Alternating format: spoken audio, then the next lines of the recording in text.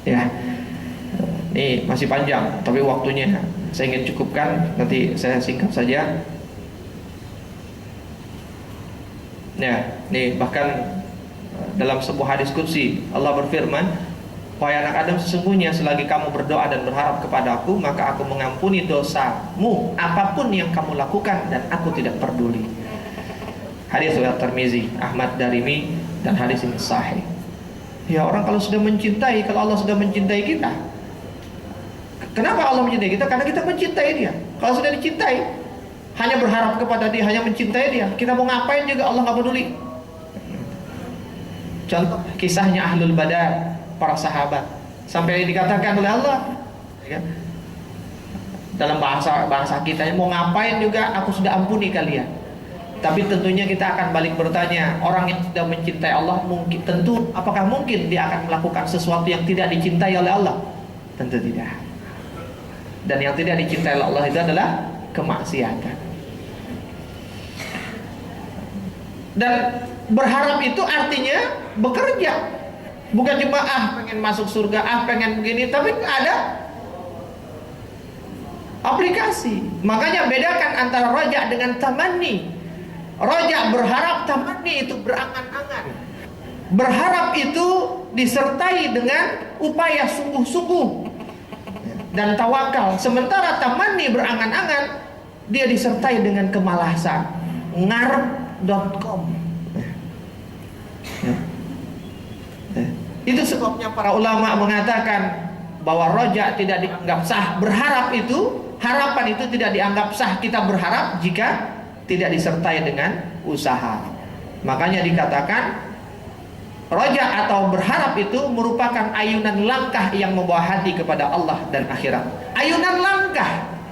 Jadi harapan itu adalah ayunan langkah, bukan ayunan pikiran, bukan ayunan mimpi. Punya mimpi, punya keinginan, punya. Melangkah enggak menuju mimpi itu? Tidak. Itu tamanni namanya.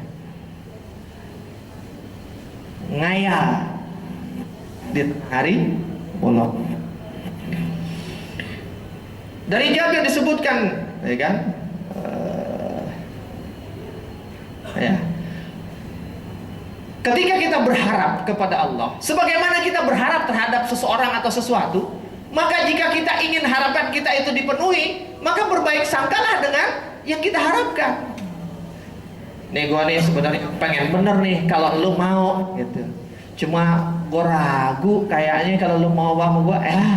Kalau kita begitu, yang kita ya gimana saya mau sama kamu? Kamu aja udah nggak percaya sama saya. Begitupun Allah. Ya Allah, ya, aku pengen masuk surga nih. Tapi gimana ya? Kayaknya ya Allah, apa mungkin kau kasih? Jangan begitu gitu. Jadi jangan terlalu dianggap sungguh-sungguh. Bahasa sufinya Rabi'ah al-Adawiyah, itu hanyalah ungkapan seorang pencinta, yang itu adalah makna konotatif saja. Jangan dianggap berlebihan. Wahai Tuhan, aku tak layak ke surgamu, tapi aku tak mampu untuk ke nerakamu. Terus jadi maunya kemana gitu? Minta, harap, kemudian prasangka baik, Allah pasti akan beri. Gitu aja. Dalam Sahih Muslim disebutkan dari Jabir radhiyallahu anhu, dia berkata, aku pernah mendengar Rasulullah sallallahu alaihi wasallam bersabda, la yamutanna ahadukum illa wa huwa yuhsinuz zanna bi rabbih. Janganlah seorang itu di antara kalian mati melainkan dia berbaik sangka kepada Allah Subhanahu wa taala. Ini kita lewat saja. Ini bentuknya. Bapak Ibu yang dimuliakan Allah Subhanahu wa taala. Sampai kemudian Allah menutup, Allah mengatakan kepada kita dalam surat Al-Hadid ayat yang ke-16, nanti boleh dibuka di rumah dan sering-sering untuk mengingat dan membaca ayat ini.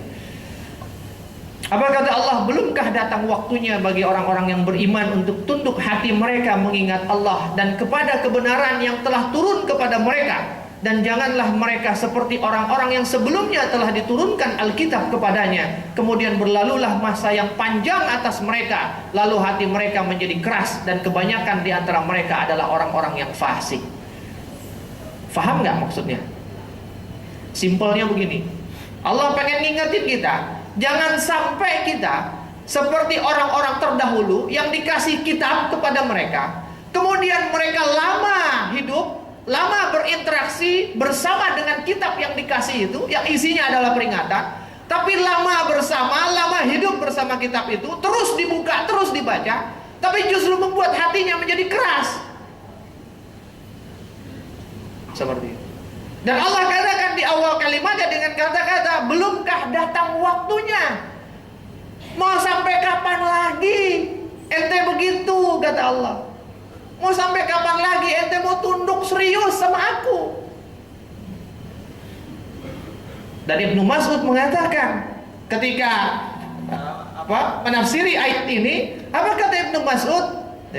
Maka baina islamina wa baina antabanallahu bihadhil ayat illa arba'ah sinin.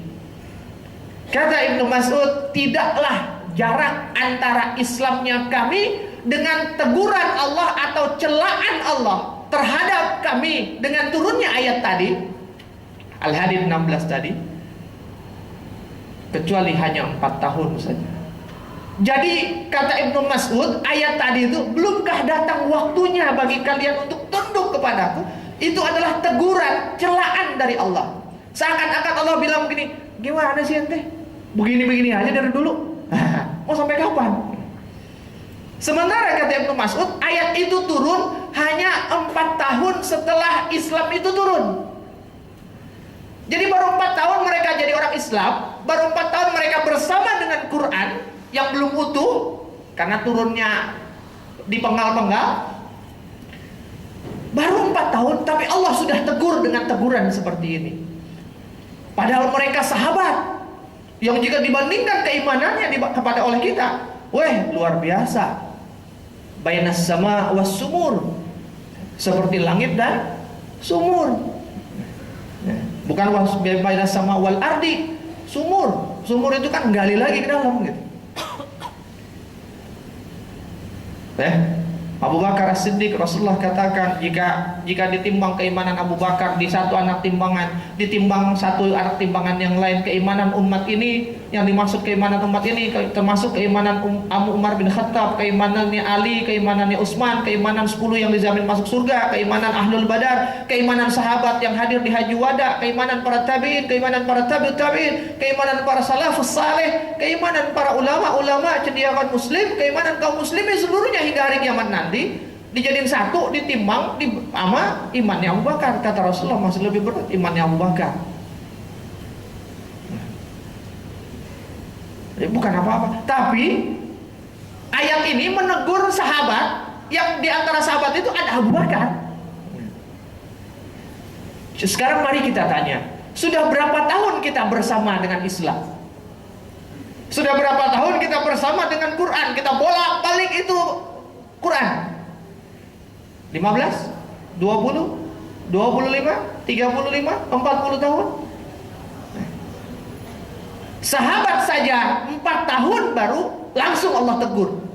Ente cemen bener sih, mau sampai kapan begini terus?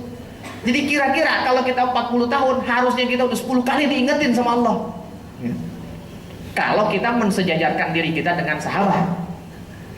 Kalau tidak, karena kenyataannya memang tidak, lebih banyak lagi. Artinya apa? Sering-seringlah ingat dengan ayat ini. Begitu kita melalaikan sholat, kita mulai malas, mau sampai kapan begini ya? Menunggu sampai Allah jewer, Allah jitak gitu kan? Maka riayah yang bisa kita lakukan. Apa itu riayah? Bahasa gampangnya riayah itu adalah memelihara, merawat. Apa yang dirawat? Ini terjemahan ininya, panjangnya. Riayah itu adalah, masih kata Ibnu Qayyim al-Jauziyah, riayah itu adalah memperhatikan ilmu dan menjaganya dengan amal. Itu yang namanya merawat. Riayah itu merawat atau memelihara.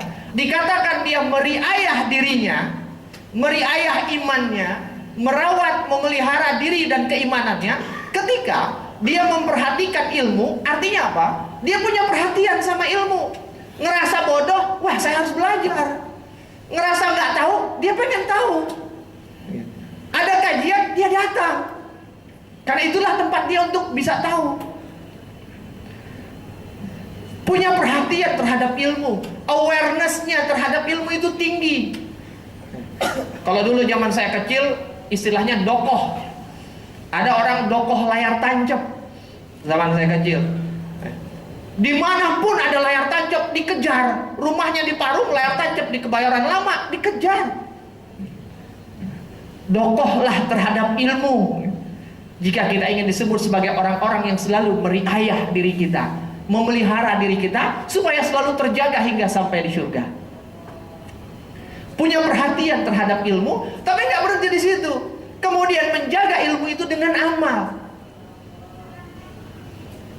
Cuma tahu doang, tahu terus nggak ngapa-ngapain, nggak dibuat, nggak ada gunanya.